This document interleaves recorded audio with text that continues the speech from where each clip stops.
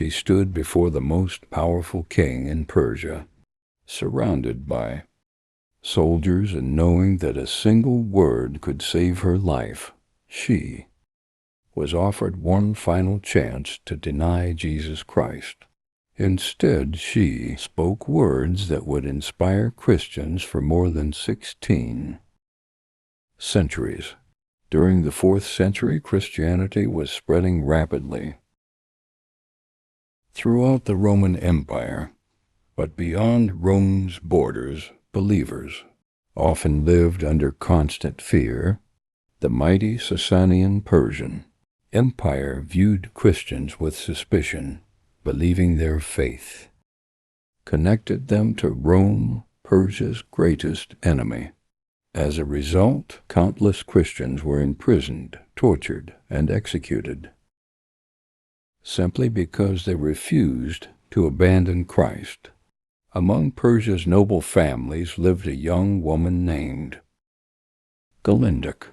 She was born into wealth, educated within the traditions of the Persian court, and surrounded by every luxury imaginable. Her future seemed certain. She would marry into another influential family and spend her life among the highest ranks of Persian society. Yet despite her privileged life, something troubled her deeply. She often questioned the priests about suffering, justice, and what happened after death. Their answers never satisfied the emptiness she carried inside.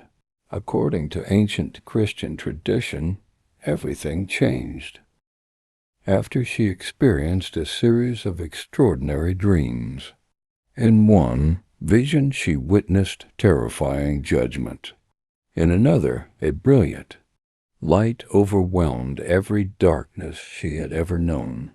She awoke, convinced that the God she had always searched for truly existed. Determined to understand these visions, she secretly sought out imprisoned Christians. Hidden from the authorities, they spoke to her about Jesus Christ, his death upon the cross, his resurrection, and the promise of eternal life. Every conversation strengthened her conviction. Soon afterward, Golinduch made the most dangerous decision of her life. She received Christian baptism. She also received a new name, Maria. She knew the consequences would be severe. When news of her conversion reached the royal court, officials were outraged. A noble woman abandoning the state religion was viewed not only as religious betrayal, but also as an act of disloyalty toward the empire itself. Soldiers arrested her and brought her before the Persian king. The magnificent throne room shimmered with gold, jewels, and symbols of imperial power. High priests demanded punishment. Military commanders expected a swift execution. Instead, the king offered mercy. "You are young," he said. "Return to the religion of your ancestors, and everything you own will be restored." Maria calmly lifted her eyes toward the throne. "I have already found the only king who deserves my worship." Silence filled the palace. The king's expression changed immediately. He ordered her imprisonment. Inside a cold stone prison, Maria endured months that eventually became years. She faced isolation, hunger, humiliation, and repeated attempts to force her to abandon Christianity. Every offer remained the same: freedom in exchange for denying Christ. Every answer remained the same: no. Despite the suffering, something remarkable happened. Other prisoners noticed that she never stopped praying. She encouraged those who had lost hope. She shared the gospel whenever she had the opportunity. Even some guards began secretly listening to her words. Several asked her to pray for their families.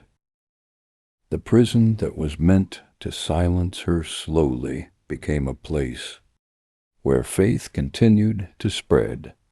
As the years passed, Maria's courage became known throughout Christian communities across Persia. Believers secretly shared stories of the noble woman who had traded wealth for eternal truth. Eventually, political circumstances inside the empire changed. New rulers adopted less severe policies toward certain prisoners, and after years of captivity, Maria was finally released. Many expected her to hide. Instead, she traveled throughout Persia, strengthening persecuted Christians. She reminded frightened believers that earthly kingdoms rise and fall, but Christ's kingdom remains forever. Her testimony encouraged countless Christians to remain faithful. During one of the darkest periods of persecution in Persian history, long after her death, Eastern Christians honored her as Saint Golinduch, remembering the woman who valued Christ above comfort, status, and even life itself. History remembers many kings who ruled through fear. Most of their empires eventually disappeared, but the courage of one faithful Christian woman continues, inspiring believers more than 1,600 years later. Because true victory is not measured by earthly power. It is measured by remaining faithful, even when standing before the throne of the most powerful king on earth.